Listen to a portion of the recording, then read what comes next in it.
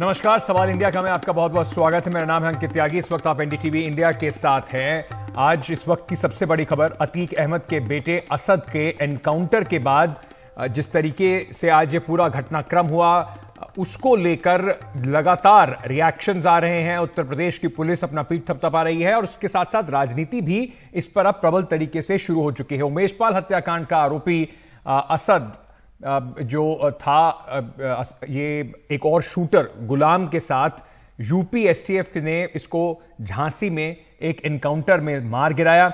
Encounter के दौरान कहा यह जा रहा है कि करीब 40 राउंड फायर किए गए। दोनों के पास से पुलिस ने विदेशी हथियार बरामद किए हैं। 12 पुलिसकर्मियों की टीम ने इस एनकाउंटर को अंजाम दिया। अतीक के काफिले पर हमला करने गया था असद, ऐसा सूत्र बता रहे हैं। कह रहे हैं कि अपने पिता को छुड़ाने की भी इसकी कुछ कोशिश थी। कल अतीक का काफिला झांसी से निकला था। एनकाउंटर के बाद मुख्यमंत्री योगी आदित्यनाथ ने कानून व्यवस्था को लेकर बैठक की और एनकाउंटर को लेकर राजनीति जो है वो भी अब शुरू हो गई है। अखिलेश यादव ने एनकाउंटर को लेकर सवाल उठाए हैं। समाजवादी पार्टी के एक स्पोक्सपर्सन ने यह यहां तक कहा कि एनकाउंटर जो है वो किसी भी तरीके से न्याय नहीं हो सकता है।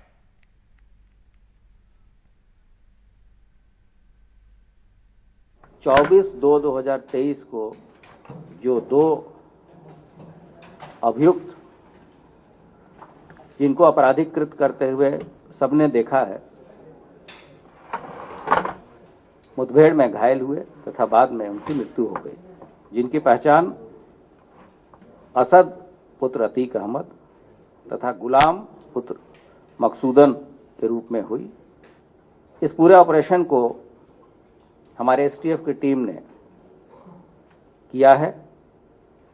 अभियुक्तों के पास से अत्याधुनिक विदेशी हथियार क्रमशः ब्रिटिश बुलडॉग रिवॉल्वर 455 बोर तथा वॉल्थर P88 पिस्टल 7.62 बोर बरामद की गई है। इस तरह के इंटेलिजेंस इनपुट थे कि स्थानीय स्तर पे या रास्ते में कॉन्वॉय पे हमला करके अपराधियों को छुड़ाया जा सकता है। और जिस तरह की जघन्य हत्या इन लोगों ने 24 फरवरी को की थी, उसको देखते हुए हमारी स्पेशल फोर्सेस तथा सिविल पुलिस की विशेष टीमें लगाई गई थी। उसी के साथ साथ जैसे हमने आपको बताया, समाजवादी पार्टी के अध्यक्ष अखिलेश यादव ने इस एनकाउंटर पर कुछ सवाल उठाए। उन्होंने ट्वीट करके कहा है कि झूठे एनकाउंटर करके बीजेपी सरकार सच्चे मुद्दों से ध्यान भटकाना चाह रही है। भाजपाई न्यायालय में विश्वास नहीं रखते हैं। आज के दौर हाल ही में हुए एनकाउंटर की जो गहन जांच पड़ताल होनी चाहिए और दोषियों को छोड़ा ना जाए। सही गलत का फैसले का अधिकार सत्ता का नहीं होता। बीजेपी भाईचारे के खिलाफ है। तो अखिलेश यादव ने सीधे सीधे ये कहा है कि यह फर्जी एनकाउंटर है और इस एनकाउंटर के जरिए भारतीय जनता पार्टी जो न्यायालय का काम है वो करने की कोशिश कर रही है। सरकार के ऊपर सवाल उठाते नजर आ रहे हैं उत्तर प्रदेश के मुख्यमंत्री अखिलेश यादव। तो इससे काफी बड़ा आपको ये भी समझ में आएगा कि किस तरीके से इसकी राजनीति जो है वो आगे चलेगी। क्योंकि जैसे ही ये एनकाउंटर हुआ, एक तो है प्रोसीजर काम पुलिस का, उसके साथ साथ एकदम तुरंत इस पर जो सरकार है, सरकार के मंत्रियों ने आके इस तरीके से इसको जश्न मनाने की कोशिश की। वहीं जो विपक्ष है अखिलेश यादव और समाजवादी पार्टी, उसने इसके ऊपर सवाल उठाने की कोशिश जरूर की है। सीधे मेरे सहयोगी जो मुकेश सिंह सेंगर हैं वो इस वक्त हमारे साथ जुड़ रहे हैं। उनसे थोड़ा थोड़ा समझने की कोशिश करते हैं पूरा घटनाक्रम किस तरीके का हुआ। मुकेश, काफी दिनों से जब से हत्याकांड हुआ है उमेश पाल का, उसके बाद से अतीक अहमद के बेटे जो हैं असद, वो गायब थे, फरार थे। पुलिस उनकी तलाश कर रही थी। क्या सूचना पुलिस के पास थी और पूरा घटनाक्रम जो किस तरीके से घटा है वो जरा दर्शकों को बताइए। देखिए अंकित, अतीक अहमद के 5 बेटे हैं जिसमें 2 नाबालिग हैं। असद तीसरे नंबर का बेटा था और उमेश पाल की जो हत्या हुई थी वो 24 फरवरी को हुई थी। हत्या के तुरंत बाद जो असद है वो कानपुर गया और कानपुर से बस पकड़कर दिल्ली पहुंच गया। दिल्ली ये मार्च के पहले हफ्ते में पहुंचा था और करीब 15 दिन यहाँ पर रुका था, लेकिन जैसे ही यूपी एसटीएफ यहाँ पर आई उसके पहले ही असद यहाँ से भाग गया था और जानकारी ये मिली कि उसके बाद ये अजमेर गया है और अजमेर से वापस लौटकर ये झांसी गया। झांसी में यूपी एसटीएफ का ये दावा है, सूत्रों के मुताबिक जानकारी मिली है कि अतीक का काफिला कल झांसी से सुबह 7:30 बजे निकला था और वहां पर असद का ये प्लान था कि वो गुलाम के साथ काफिले पर हमला करे और अतीक को पुलिस कस्टडी से छुड़वा ले। लेकिन वहां पर पुलिस सुरक्षा बहुत ज़्यादा थी, काफिले में बहुत ज़्यादा पुलिसकर्मी चल रहे थे, इसलिए उनका जो प्लान था वो सफल नहीं हो पाया। इसके पहले ही यूपी एसटीएफ को ये इनपुट मिल गए थे, करीब 48 घंटे पहले इनपुट मिले कि जो असद है वो झांसी में ही कहीं छुपा हुआ है।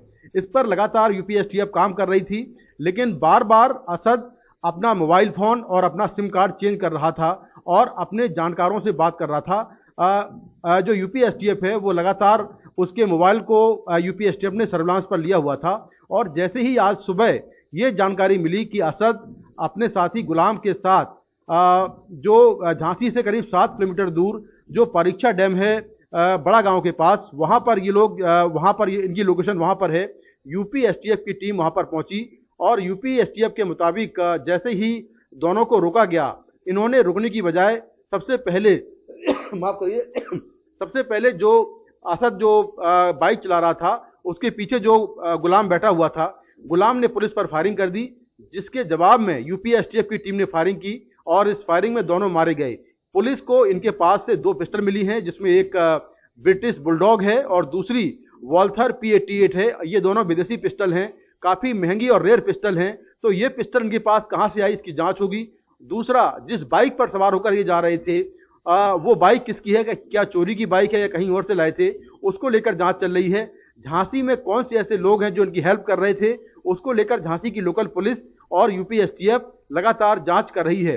तो एक बड़ी कामयाबी यूपी एसटीएफ को मिली है और दावा किया जा रहा है कि दोनों आरोपियों ने पुलिस पर फायरिंग की, जिसके बाद पुलिस ने फायरिंग की और जवाबी फायरिंग में ये दोनों मारे गए हैं। वहीं इस पूरे हत्याकांड में जो उमेश पाल हत्याकांड है, उसमें एक मुख्य जो आरोपी है गुड्डू मुस्लिम, जिसने बम फेंका था उमेश पाल पर, उसको लेकर कुछ इनपुट मिले हैं यूपी एसटीएफ को, तो उसको लेकर उसकी तलाश की जा रही है, लेकिन अभी तक उसको पकड़ने में यूपी एसटीएफ कामयाब नहीं हो पाई है। वहीं अतीक की पत्नी जो शाइस्ता परवीन है, उसकी भी तलाश की जा रही है। तो 5 पुत्र हैं और इसमें से 4 रह गए हैं अतीक अहमद के, जिसमें से एक की आज एनकाउंटर में मौत हो गई, पुलिस ने मुठभेड़ में मार गिराया। उमेश पाल हत्याकांड की मुकेश बहुत बहुत शुक्रिया जो हमें बता रहे थे। पूरी उमेश पाल हत्याकांड जो है थोड़ा उसके बारे में भी आपको बता देते हैं। उससे पहले जरा ये सुन लीजिए कि आज जैसे मैंने आपको बताया कि उत्तर प्रदेश में इस एनकाउंटर को लेकर भी काफी राजनीति प्रबल हो गई। सबसे पहले उत्तर प्रदेश के डेप्यूटी मुख्यमंत्री केशव प्रसाद मौर्य ने कहा कि यही अंजाम इन अपराधियों का होना था। इतने बड़े अपराध को अंजाम देने वालों का हश्र तो होना ही था ऐसा, लेकिन हम सबको प्रतीक्षा थी कि वो फांसी के फंदे पे लटकते पैरवी के आधार पर, लेकिन जब उन लोगों ने पुलिस पर गोली चलाई है तो पुलिस को जवाबी कार्रवाई करनी पड़ी, जिसमें यह खूंखार अपराधी ढेर हो गए हैं। और मैं फिर से एक बार पुलिस की टीम को बधाई देता हूं। बाकी बचे अपराधी पाताल के अंदर भी घुस गए होंगे तो उनको भी खोज निकालेगी उत्तर प्रदेश की पुलिस। इस वक्त हमारे साथ इस विषय पर चर्चा करने के लिए ओपी सिंह साहब जुड़ रहे हैं, पूर्व डीजीपी उत्तर प्रदेश से हैं। हमारे साथ सीए प्रदीप भाटी जुड़ रहे हैं, प्रवक्ता हैं समाजवादी पार्टी के। राजेश चौधरी प्रवक्ता हैं भारतीय जनता पार्टी के, वो भी इस वक्त हमारे साथ जुड़ रहे हैं। ये जो पूरी एनकाउंटर है और ये शुरुआत से ही अतीक अहमद को लेकर जिस तरीके की राजनीति हमने देखने को मिली, मुख्यमंत्री का एक बयान भी सामने आया और अब अखिलेश यादव का ये जो बयान सामने आया है, उसके बाद ये राजनीति जो है वो और प्रबल होती दिखाई पड़ रही है। तो सबसे पहले मैं आपसे ही पूछना चाहता हूं भाटी साहब, समाजवादी पार्टी के अध्यक्ष ने आज आकर ये बात कही है कि ये एक फर्जी एनकाउंटर की तरफ उन्होंने इशारा किया है और साथ ही साथ ये भी कहा है कि सरकार जो है वो कानून का काम कर रही है, सत्ता जो है वो न्यायालय का काम कर रही है, इसकी जांच होनी चाहिए। आपको नहीं लगता कि ऐसे समय में जब ये इस तरह का बयान आएगा तो ये देखा जाएगा कि कहीं ना कहीं अतीक अहमद के पक्ष में बीजेपी कहेगी तुष्टीकरण की राजनीति करने की कोशिश कर रही है समाजवादी पार्टी? देखिए, सबसे पहले तो मैं आज पुण्यतिथि है, समाजवादी पार्टी की तरफ से श्रद्धांजलि अर्पित करना चाहता हूँ। दूसरी बात है, प्रदेश में क्रिमिनल्स का सफाया होना चाहिए। समाजवादी पार्टी सरकार थी, अखिलेश जी का ये पुरजोर कोशिश रही है कि हम प्रदेश में कानून का राज रखें और एक भयमुक्त समाज रहे। कहीं पे बम और गोलियां नहीं चलाई जाएं, कानून व्यवस्था दुरुस्त रहे उत्तर प्रदेश में। और ये हमने हमेशा ये कोशिश करी है और उन्होंने इसी दिशा में, जब समाजवादी पार्टी की सरकार थी तो सुचारू रूप से मजबूत व्यवस्था प्रदान करी उत्तर प्रदेश को, जैसे डायल 100 हो, डायल 1090 हो। ये सब व्यवस्था संगठित अपराध को खत्म करने के लिए की गई थी, जिसका रिजल्ट्स आज आपको देखने को मिल भी रहे हैं। तो हमने किसी भी क्रिमिनलाइजेशन का कोई महिमा मंडल ना करना चाहिए, ना होना चाहिए। अखिलेश यादव जी ने, माननीय अखिलेश यादव जी ने, चाहे विधानसभा हो, उसमें भी कहा था कि माननीय मुख्यमंत्री जी से कि आपको मिट्टी में मिलाने से रोक कौन रहा है। अपराधी अपराधी है, अपराधी का ना तो महिमा मंडल होना चाहिए और ना ही उसका उसमें कोई फर्क करना चाहिए। आज भी हम ये मांग कर रहे हैं कि 10 नहीं तो बिना जांच के इस एनकाउंटर को फर्जी कहना भी क्या ठीक होगा? देखिए, फेक एनकाउंटर्स कोई रियलिटी नहीं है। फेक एनकाउंटर्स तो 2012 से 17 में ही हुए। फेक एनकाउंटर्स अब जिस तरह से बढ़ रहे हैं, आपने देखा है अभी 2 बहुत संगीन मामले सामने आए, एक आकाश गुर्जर का, एक पुष्पेंद्र यादव का। एक अपना अग्निवीर की परीक्षा के लिए वो आगरा में था और पुलिस ने उसका एनकाउंटर कर दिया, बाद में माननीय न्यायालय ने उसको केस रजिस्टर किया। ऐसा ही पुष्पेंद्र यादव के साथ हुआ। तो फेक एनकाउंटर भी एक रियलिटी है। हमने, जैसे मैंने कहा, किसी भी तरह से किसी भी अपराधियों का महिमा मंडल नहीं होना चाहिए और हम उसके राजेश चौधरी साहब, कानून अपना काम कर रहा है, पुलिस अपना काम कर रही है, सरकार जो विशेष तौर पर इस पर आकर मंत्री के मंत्री सब अपनी बात कह रहे हैं और इससे पहले भी बीजेपी के नेता ये बात कहते रहे गाड़ियां पलटा देंगे और अंजाम यही होगा, तो ये क्या प्री डिसाइडेड था कि हम इसको इसी तरह से अंजाम देंगे? तो फिर कानून की आवश्यकता क्या रह जाएगी सर? देखिए, सरकार जब कोई पार्टी जब सरकार में होती है तो उसके कार्यकलाप से उसकी मंशा जाहिर होती है। समाजवादी पार्टी की सरकार थी, गली मोहल्ले का बदमाश था ये अतीक अहमद, उसको बड़ा कर दिया इन्होंने, बड़ा वृक्ष बना दिया, उसको एमएलए का टिकट दे दिया, एमएलए बन गया। लगातार 4 बार इन्होंने एमएलए बनाने का काम किया अतीक अहमद को, उसके बाद सांसद बनाया।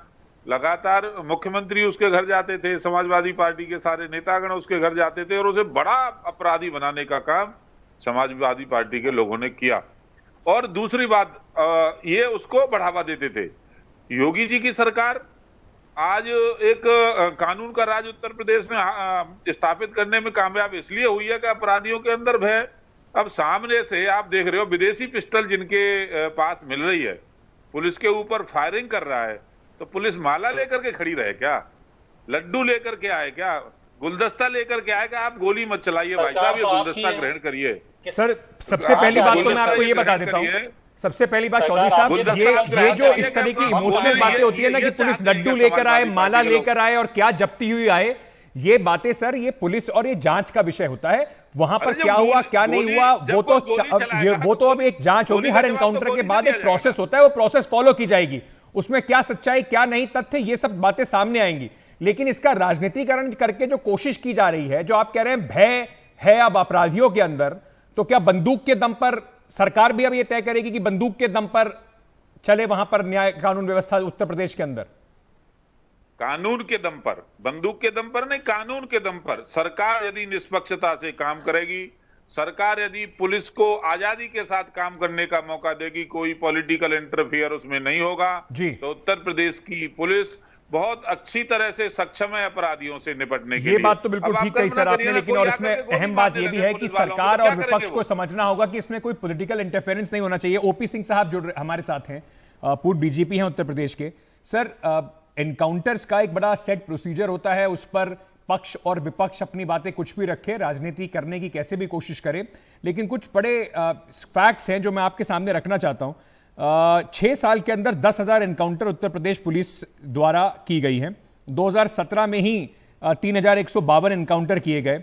17 में 28 लोग उस एनकाउंटर में मारे गए, फिर 21, 18 में 34, 19 में 20 में 26 लोग मारे गए। इस तरीके से पूरी फहरिस्त है। देश के अंदर सबसे ज्यादा एनकाउंटर करने वाले राज्यों में से एक उत्तर प्रदेश है। तो आपको लगता है सर कि पुलिस के लिए जो गवर्नेंस है या पुलिसिंग के लिए एनकाउंटर एक बहुत अहम टूल है? देखिए अंकित जी, ये बहुत ही बड़ी भ्रांति है और खासकर पॉलिटिकल पार्टीज में यह भ्रांति है कि encounters is a free kind of activity, which is not so. हर एक एनकाउंटर का एक मैजिस्ट्रियल इंक्वायरी होता है, सुप्रीम कोर्ट के गाइडलाइंस हैं, नेशनल ह्यूमन राइट्स कमीशन के गाइडलाइंस हैं, और जितने भी इनकाउंटर्स हुए हैं जिसमें मौत हुई है, 172 ऐसे अपराधी हैं, खूंखार अपराधी हैं जिनकी मौतें हुई हैं इनकाउंटर्स में।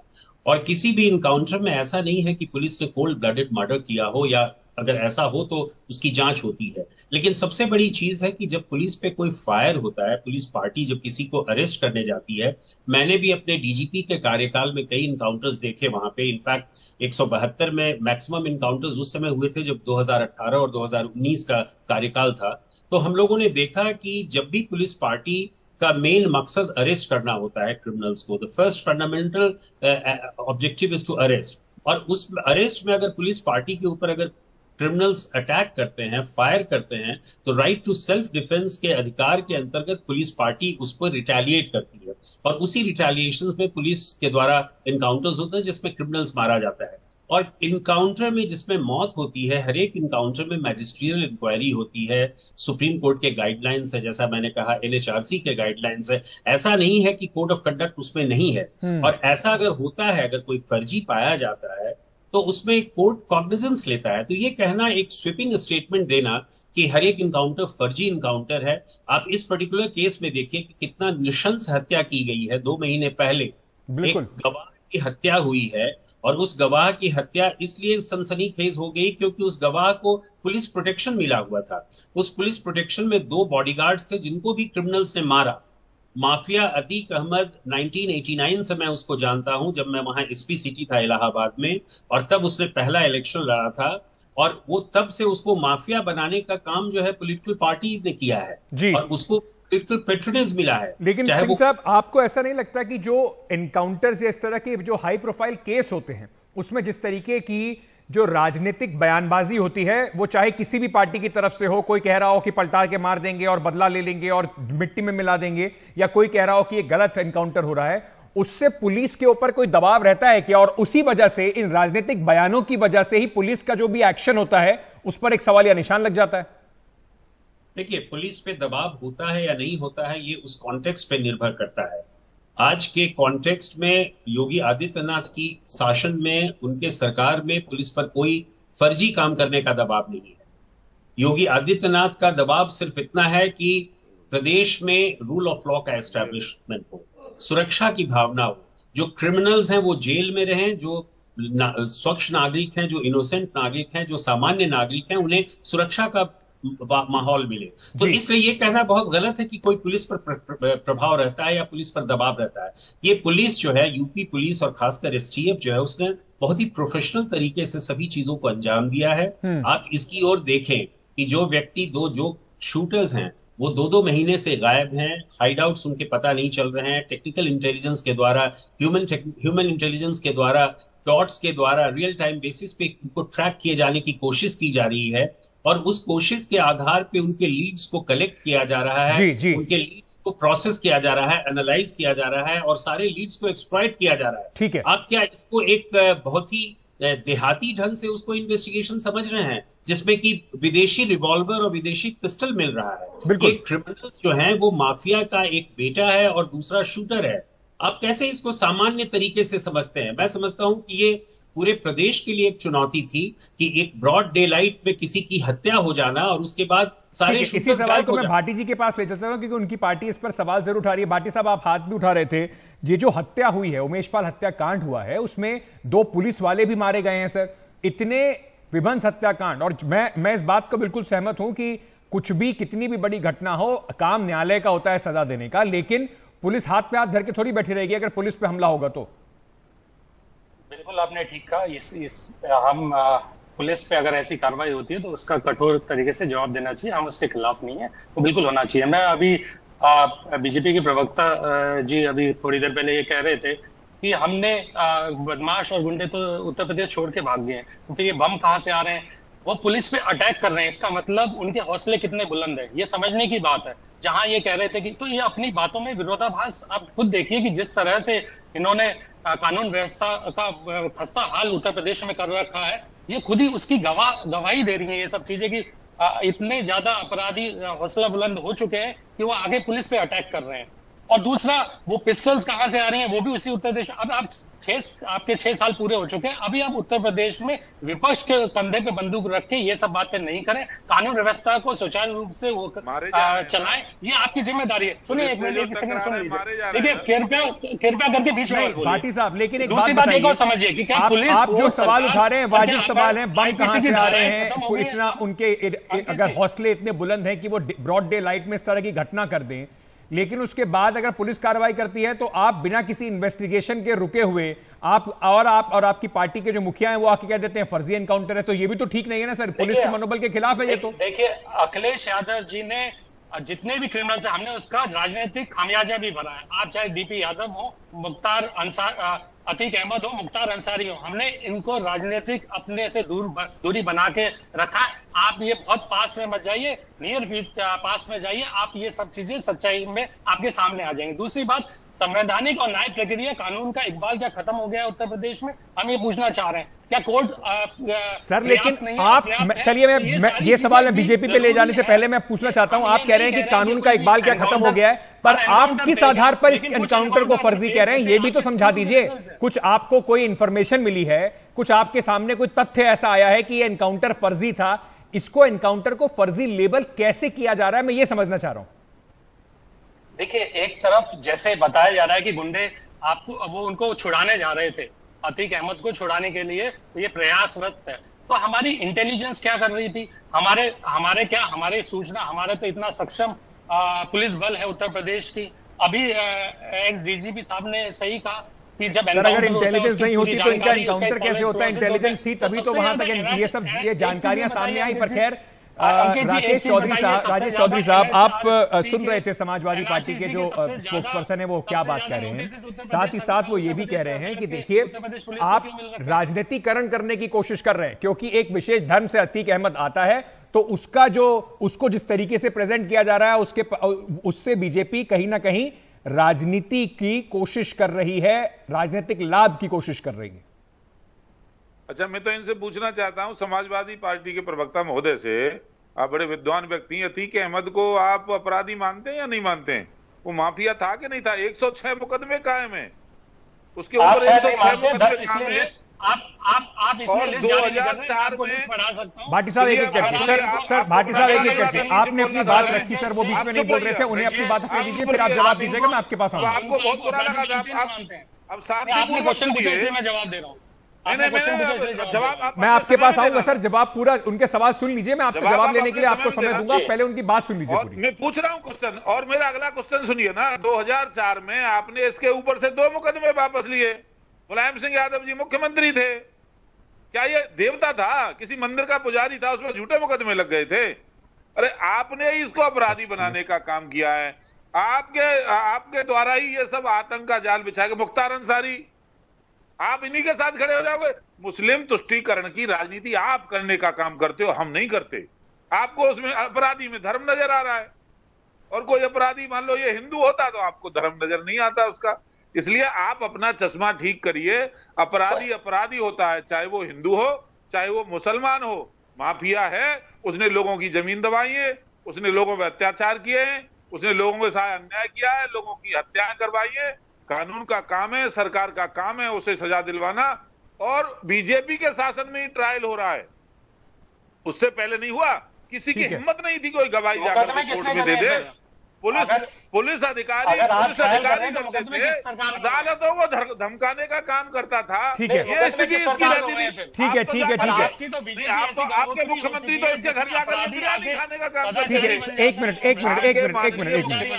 मिनट, आप दोनों जरा एक मिनट सांस ले लीजिए, आप दोनों एक मिनट सांस ले लीजिए। हमारे साथ उत्तर प्रदेश के जो एसटीएफ के एडीजी हैं, उनसे हमने कुछ देर पहले बात की थी। उन्होंने बताया कि किस तरीके से एनकाउंटर हुई, क्या इस पूरी घटनाक्रम में किस तरीके से चीजें बदली। जरा आधिकारिक तौर पर उत्तर प्रदेश पुलिस क्या कह रही है, आपको ये सुनवा देते हैं और फिर आप वापस आते हैं चर्चा पे।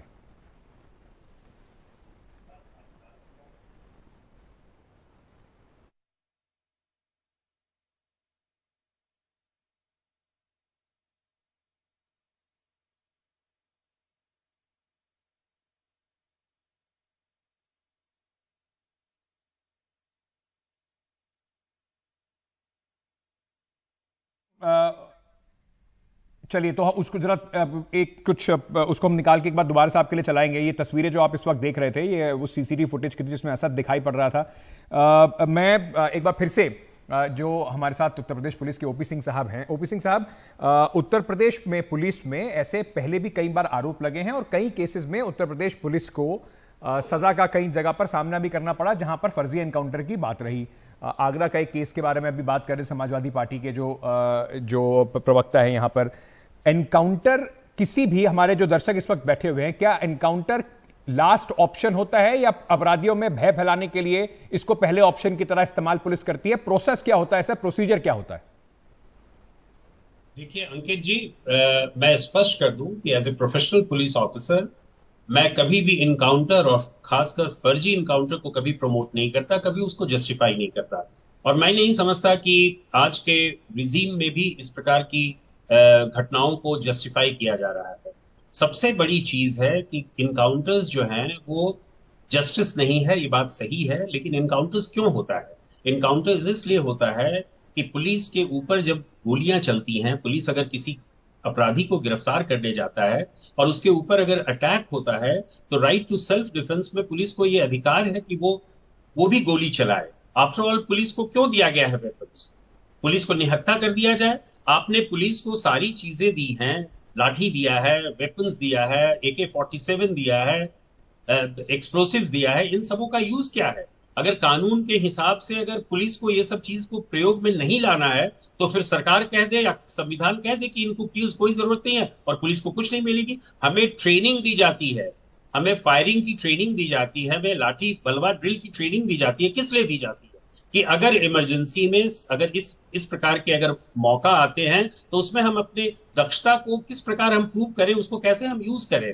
तो कोई भी इनकाउंटर जो है वो फर्जी अगर हो तो उसकी बात दूसरी है, लेकिन कोई भी इनकाउंटर जो है वो उसमें तभी पुलिस प्रहार करती है या गोली चलाती है जब उसके ऊपर अटैक होता है। जितने सारे इनकाउंटर्स हुए हैं उत्तर प्रदेश में वो सारे इसी सिद्धांत के अंतर्गत हुए हैं कि हमारा पहला कर्तव्य होता है कि हम गिरफ्तार करें। और इसमें मैंने पुलिस ऑफिसर्स की तरफ से बयान भी सुना कि गिरफ्तार किया जाना संभव नहीं था। जैसे ही उन लोगों ने देखा कि वो पुलिस से कन्फ्रंट हो गए हैं, उन्होंने फायरिंग शुरू कर दी। उनके पास से विदेशी हथियार मिले हुए हैं, 40 राउंड्स फायर चले हैं।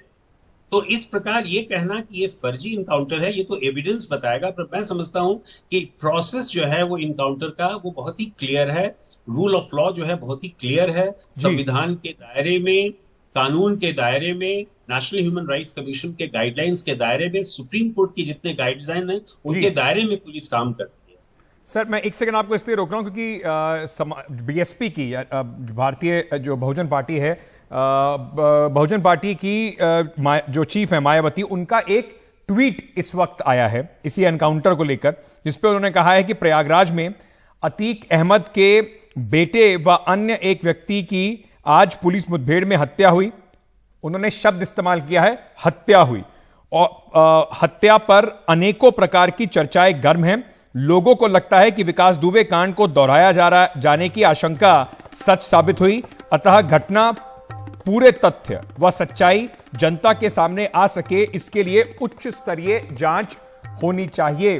तो कम से कम इस पर एक बार फिर से ये जो मायावती जी का ट्वीट आया है और अखिलेश यादव ने जो बात कही है, उससे लगता है कि कहीं ना कहीं विपक्ष जो है वो फिर से इस बात को उठा रहा है कि ये एनकाउंटर फर्जी था। राज चौधरी साहब, मायावती जी बहुत दिनों से शांत बैठी हुई थी, मायावती जी ने भी अब एक हत्या बताते हुए कहा है कि इसकी उच्च स्तरीय जांच होनी चाहिए। सरकार जांच कराएगी क्या? अच्छा देखिए, अब आपने देखा होगा मीडिया में, आपके चैनल ने भी शायद चलाया होगा, कल एक एनकाउंटर हुआ, एक राणा करके अपराधी था पश्चिमी उत्तर प्रदेश में, बिजनौर के अंदर पुलिस के साथ मुठभेड़ में मारा गया। उसके ऊपर भी दर्जनों मुकदमे थे और इनाम घोषित था। न मायावती जी ने कोई ट्वीट किया, ना अखिलेश यादव जी ने कोई ट्वीट किया, ना किसी और ने ट्वीट किया। अरे अपराधी अपराधी होता है। अब इनको वोट बैंक की राजनीति करनी, वोट की फसल काटनी, मुसलमान है तो वो ट्वीट करेंगी। अरे इन पे कौन सा ऐसा थर्मामीटर है जो अपने घर में बैठ करके आराम से ये देख ले रहे हैं कि फर्जी हो गया? इंतजार करिए ना। और ये जनता के मन को नहीं जानते, जनता के मन को नहीं समझ पा रहे। जांच कराएंगे तो जांच होगी क्या सर? कुछ भावना को नहीं समझ पा रहे, इसलिए इनकी ये दुर्गति हो रही है, इसीलिए लगातार इनकी ये दुर्गति हो रही है। ठीक है, तो समय बिल्कुल आप खत्म हो गया। मेरे इनको को चौधरी साहब इंतजार जवाब करना दीजिए, चाहिए। जो कह रहे हैं कि आप लोग पता नहीं घर में बैठ के कैसे ये तय कर लेते हैं कि फर्जी एनकाउंटर है, जनता की भावना आप समझ नहीं पा रहे हैं, इस वजह से आप लोग की राजनीतिक तौर पर भी दिक्कत हो रही है। देखिए, आप अभी शो में आपने देख लिया किस तरह से बीजेपी के प्रवक्ता तुष्टीकरण करना चाह रहे हैं। इसमें भी आप धर्म खोज रहे हैं, इसमें भी आप जाति खोजने की कोशिश कर रहे हैं। इस तरह की चीजें बीजेपी ने पहले भी करी हैं और अब भी करी है। बीजेपी तो वो गंगोत्री है जिसमें सब अपराधी आके सदाचारी हो जाते हैं और सारे भ्रष्टाचारी हैं वो ईमानदार हो जाते हैं। तो बीजेपी का ये हमेशा से ये वो रहा है। दूसरा, जैसा डीजीपी साहब ने बताया कि हम ये नहीं कह रहे, एक ये नैरेटिव बिल्कुल गलत चलाया जा रहा है कि हम ये नहीं कह रहे कि हर एनकाउंटर फेक है, लेकिन एनकाउंटर्स के सबसे ज्यादा नोटिस भी एनएचआरसीसी के सबसे ज्यादा, ह्यूमन राइट्स के सबसे ज्यादा उत्तर प्रदेश उसको पुलिस को मिले। तो कुछ मछलियां तालाब को गंदा कर देती हैं, इसमें ये सच्चाई है। और इसको बीजेपी इस तरह से ना बनाए कि ये किसी, मेरे पास समय क्योंकि बिल्कुल खत्म हो गया। मैं आप सभी का बहुत बहुत धन्यवाद करना चाहता हूं। जो डीजीपी साहब कह रहे थे उसी बात से इसको अंत करने की कोशिश करते हैं। उन्होंने खुद ये बात कही कि एनकाउंटर जो है वो न्याय नहीं है, लेकिन पुलिस के ऊपर अगर हमला होगा तो पुलिस क्या करे, हाथ पे हाथ धर के बैठी रहे? ऐसा भी नहीं हो सकता।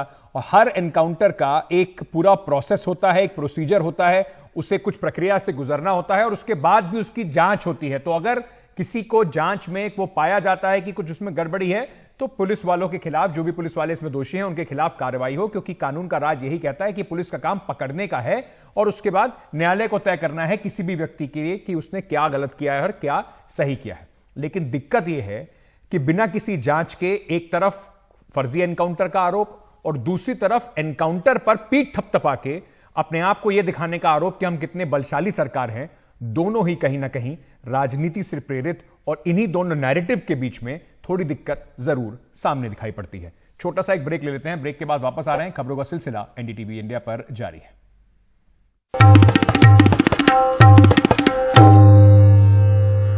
उमेश पाल के परिवार ने जो एनकाउंटर हुआ है असद का, उसको अपने लिए न्याय की जीत बताया। पहले तो मैं माननीय मुख्यमंत्री जी को धन्यवाद देती हूँ जो उन्होंने आज इतना बड़ा फैसला को अंजाम दिया। उन्होंने जो किया है बहुत अच्छा किया है। उन्होंने अपनी बेटी का सुहाग के कातिलों को सजा दिलाई। मैं उनका बार बार आभार व्यक्त करूंगी कि वो पिता समान सब है। उन्होंने जो किया बहुत अच्छा किया है। क्या लगता है इंसाफ हो रहा है? अब इंसाफ तो हुआ ही है, लेकिन क्या कर रहे हैं यार, आगे भी रास्ता इसी तरह मैं मांग करूंगी कि इंसाफ आगे भी दे। और जो पुलिस कर्मचारी हैं उन्होंने बहुत सहयोग किया। बड़ी प्रतिष्ठा के बाद, बड़ी मशक्कत के बाद इस तरह का सुनने को मिला। आगे आपकी क्या मांग है? आप मैं माननीय मुख्यमंत्री जी पे सब कुछ छोड़ा है, वो जो कुछ भी करेंगे उचित करेंगे। चिल्ला रहे थे कि उनका एनकाउंटर किया जाए, तो मेरे हाथ में नहीं था, मेरा कहना था।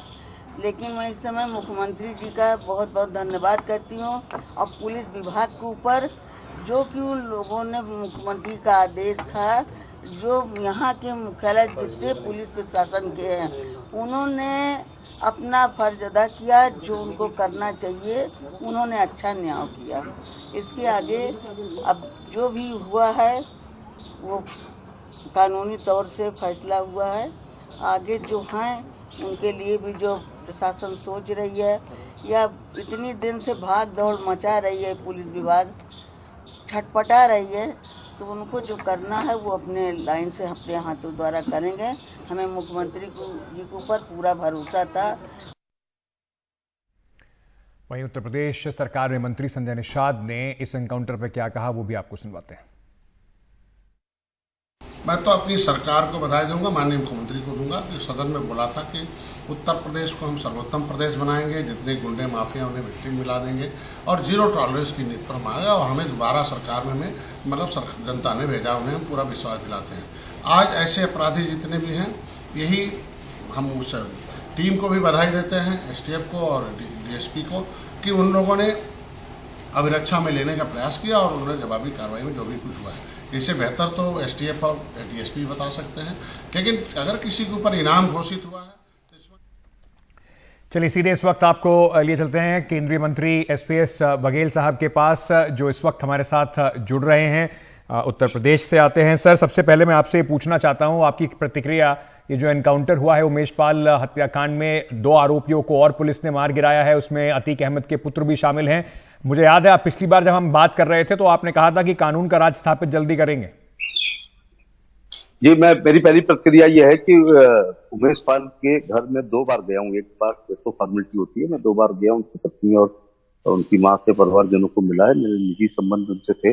तो मैं ये कहना चाहता हूँ कि उत्तर प्रदेश का जब सदन चल रहा था उस समय यह उमेश पाल की हत्या हुई थी और मुख्यमंत्री ने एक बहुत बोल्ड एश्योरेंस, इसको कहता हूँ मैं, बयान नहीं कहता हूँ, हाउस में कहे गए वक्तव्य को एश्योरेंस है। उन्होंने कहा था कि माफियाओं को मिट्टी में मिला देंगे और मिट्टी मिलाने की श्रृंखला में 72 घंटे के अंदर दो मौके के अपराधी थे, उनका एनकाउंटर हुआ था। इसके बाद बहुत लोग जेल भेजे गए हैं, हजारों करोड़ की संपत्ति ध्वस्त की गई है और जब्त भी की गई है। और आज एक बड़ी घटना है कि मैं उत्तर प्रदेश के मुख्यमंत्री को, एसटीएफ को, पुलिस को, मुखबिरों को, तमाम इंटेलिजेंस एजेंसियों को, सबको बधाई देना चाहूंगा कि ये 48 दिन की कठिन परिश्रम, कई टीमों की सुरागसी पता रखी, मैं पुलिस में रहा हूँ इसलिए इन शब्दों का इस्तेमाल कर रहा हूँ, तो मुखबिर मामूल किया हुआ है, इनाम 5 लाख का घोषित किया गया, तमाम टीमें अलग अलग क्षेत्रों में गई, तमाम मोबाइल से लोकेशन देखी गई होगी, मुखबिरों पे पैसा खर्च किया गया होगा और एसटीएफ ने मेहनत करी है और लोकल पुलिस ने, सब ने मिलकर के लोकेशन उनकी पता की है। और जब कस्टडी में लेने का प्रयास किया गया है तब उन्होंने पुलिस पर जान से मारने की नियत से अपने अंग्रेजी असलाहों के साथ हमला किया है। तो राइट ऑफ प्राइवेट डिफेंस, जो आईपीसी हमको सेक्शन 96 से लेके 106 तक right of private defence property and right of private defence of body का इस्तेमाल करते हैं। ये मैं मुठभेड़, मैं इनकाउंटर शब्द को बहुत पसंद नहीं करता हूँ। इनकाउंटर शब्द पुलिस रेगुलेशन आईपीसी सीआरपीसी में नहीं है, ये बनाया हुआ हम लोगों का एक शब्द है। मैं इसको कहता हूँ पुलिस एंगेजमेंट। पुलिस कर रही थी वहां पर, उनको ललकारा गया होगा, उन्होंने सरेंडर नहीं किया होगा, उनको बताया गया होगा, इसके बाद जान से मारने की नियत से उन्होंने फायर किया। और राइट ऑफ प्राइवेट डिफेंस कभी एक्यूज को नहीं मिलता है और एग्रेसिव आदमी को नहीं मिलता है। बिल्कुल, पुलिस प्रोफेशनल है तो उसके निशाने ठीक लगते हैं और कई पूरा घटनाक्रम जो है सर, क्योंकि जैसे आप भली भांति जानते हैं कि ये पूरा एक मजिस्ट्रियल प्रोसेस से भी गुजरता है, इसका एक पूरा तौर तरीका होता है एनकाउंटर के बाद भी, तो अगर उसमें कुछ गलत है सही है वो तो खैर उस जांच के बाद पता चलेगा। लेकिन मैं आपसे पूछना चाहता हूं कि अभी मायावती जी ने कुछ देर पहले ट्वीट किया, उन्होंने इसको हत्या बताया और अखिलेश यादव जी ने भी कहा कि ये फर्जी एनकाउंटर है। नहीं, क्या दोनों लोग वहां मौके पर थे जब ये घटना हो रही थी? उन पुलिस की टीम की बहादुरी को सोचिएगा और उस तमाम 48 दिनों से तमाम सैकड़ों लोगों की रात दिन की मेहनत के बाद ये परिणाम निकल कर के आया है और लोग अपने घरों पर बैठ के ट्वीट करके पुलिस की उस मेहनत को जो है उनका मनोबल गिराते हैं। मुझे कोई बहुत आश्चर्य नहीं हो रहा है जो ये बयान आ रहे हैं, क्योंकि जब हमारे एयरफोर्स के लोगों ने पाकिस्तान में घुस के सर्जिकल स्ट्राइक की थी तब भी कुछ लोगों ने वहां की लाशों की संख्या और वीडियो मांगे थे। तो ये होता है, दुश्मन का दुश्मन हमारा दोस्त होता है, इस सिद्धांत पर चाणक्य ने कहा था कि लोग बयानबाजी करेंगे और गठबंधन भी किया करेंगे। मेरा कहने का मतलब ये है कि जो मैं इस इनकाउंटर शब्द में हमेशा ये कहता हूँ कि पुलिस को भी गोली लगती है।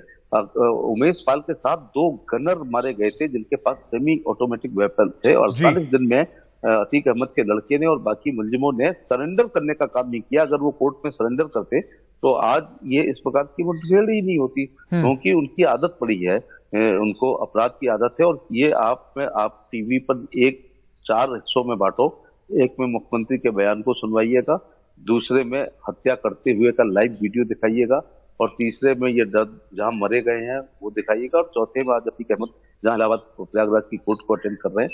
आज निश्चित तौर से नींद तो आएगी नहीं, लेकिन सोने से पहले उस आदमी को सोचना चाहिए कि जिंदगी में क्या खोया और क्या पाया।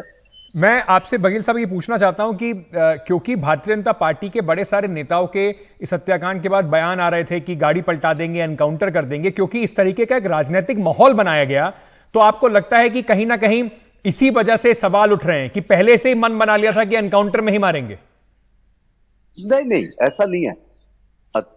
उमेश पाल की हत्या के कई अभियुक्त पकड़े गए हैं, वो मारे नहीं गए, उनको जेल भेजा गया है। 120 वालों को कईयों को जेल भेजा गया है। उत्तर प्रदेश की जेलें, उत्तर प्रदेश पुलिस पकड़ के कई एनएसए में, गैंगस्टर में, गुंडा एक्ट में, डकैती में, लूट में, हत्या में, बलात्कार में निरुद्ध किया है। अथवा एक तरीका होता है कि जब अपराधी पर इनाम हो जाता है और चार्जशीट लगने से पहले गिरफ्तारी जरूरी होती है। तो 82-83 की कार्रवाई होती है जिसको हम कहते हैं उद्घोषणा होती है, उसके बाद प्रॉपर्टी जो है कुर्की होती है जी। लेकिन इन लोगों ने, और ये अकेला उमेश पाल की हत्या का मुकदमा ही इन पर विचाराधीन नहीं है, असद पर और ये जो दूसरा है जो अपराधी मरा है ये और अतीक अहमद या बाकी लोगों पर 50 मुकदमे विभिन्न उत्तर प्रदेश के अदालतों में विचाराधीन है। ये कहीं भी जाकर के आत्मसमर्पण कर सकते थे क्योंकि इनका लॉ एंड ऑर्डर में कोई विश्वास ही नहीं है। सर, जो आरोप लग रहे हैं उत्तर प्रदेश पुलिस पे कि या सरकार के ऊपर, भारतीय जनता पार्टी के ऊपर, कि धर्म देखकर सख्ती तय करती है पुलिस। नहीं, धर्म, उत्तर प्रदेश, हमारे प्रधानमंत्री ने कह रखा है कि सबका साथ, सबका विकास, सबका विश्वास और सबका प्रयास। उत्तर प्रदेश के मुख्यमंत्री एक चश्मा पहनते हैं। मैं उनके साथ 4 बार एमपी रहा हूं, मैं अच्छी तरह से जानता हूं, उनकी मंत्रिमंडल में मंत्री भी रहा हूं। वो एक ऐसा चश्मा पहनते हैं कि एक तरफ तो उनको अपराधी दिखाई पड़ते हैं, दूसरी तरफ कानून में विश्वास करने वाले व्यक्ति दिखाई पड़ते हैं।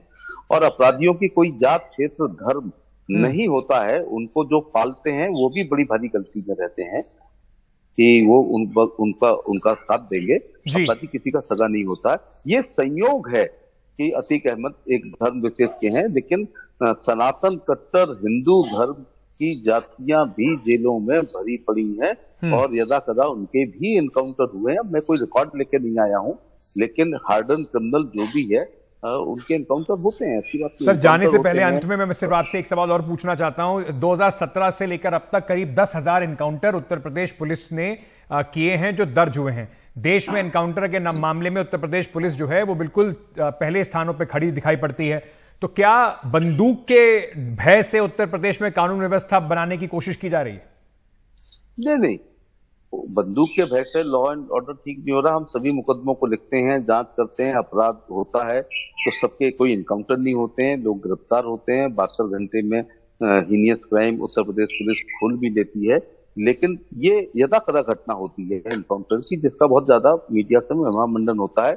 लेकिन एक सूचना के अधिकार में ये भी पूछ लीजिएगा कि कितने लोगों के घरों में दबिश देकर भी हीनियस क्रिमिनल को पकड़ा गया है। इनकाउंटर होता है एक्शन का रिएक्शन।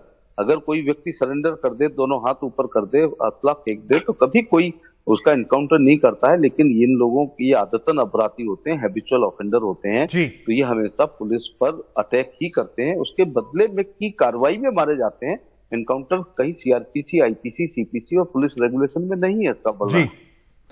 बघेल साहब, बहुत बहुत शुक्रिया समय देने के लिए, सर, आपको भी आत्मरक्षा का अधिकार दिया गया है। बिल्कुल, बहुत बहुत शुक्रिया सर, धन्यवाद बात करने के लिए। और अपनी बात, सरकार की बात और उत्तर प्रदेश सरकार की तरफ से ये बात रखने के लिए, इस पर जैसे मैंने पहले भी कहा, राजनीति जरूर हो रही है, दोनों तरफ से हो रही है। एक तरफ तुष्टीकरण के आरोप लगेंगे, दूसरी तरफ पोलराइजेशन के आरोप जरूर इस पर लगेंगे, ध्रुवीकरण के।